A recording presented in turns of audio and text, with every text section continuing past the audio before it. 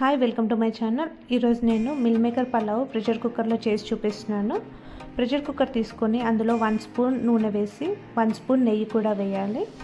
ఆ తర్వాత బిర్యానీ స్పైసెస్ అన్నీ వేసుకోవాలి. బిర్యానీ స్పైసెస్ అన్నీ వేగినాక ఆనియన్స్ వేసుకోవాలి.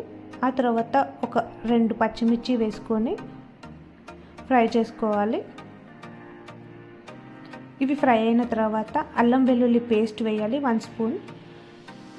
అల్లం వెల్లుల్లి పేస్ట్ కూడా మంచిగా ఫ్రై అయినాక 2 బిర్యానీ ఆకులు కూడా వేసుకోవాలి.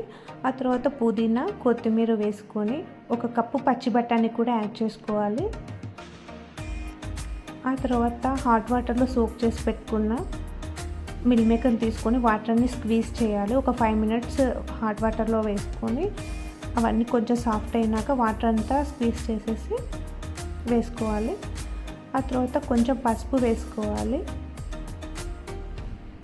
1 స్పూన్ కారం, 1 స్పూన్ ఉప్పు వేసుకొని ఫ్రై చేసుకోవాలి. ఆ తర్వాత బిర్యానీ మసాలా కొంచెం వేసుకోవాలి.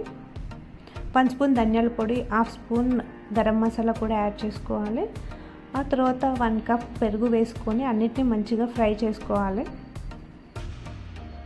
ఇవన్నీ ఫ్రై అయిన తర్వాత 30 మినిట్స్ సోక్ చేసి పెట్టుకున్న బాస్మతి రైస్లో వాటర్ తీసేసి యాడ్ చేసుకోవాలి.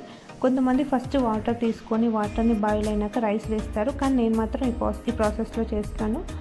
రైస్ అంతా వేసుకున్న తర్వాత రైస్ ఫ్రై అయినాక 1 గ్లాస్ రైస్కి 1.5 గ్లాస్ వాటర్ యాడ్ చేసుకొని లిడ్ క్లోజ్ చేసేయాలి.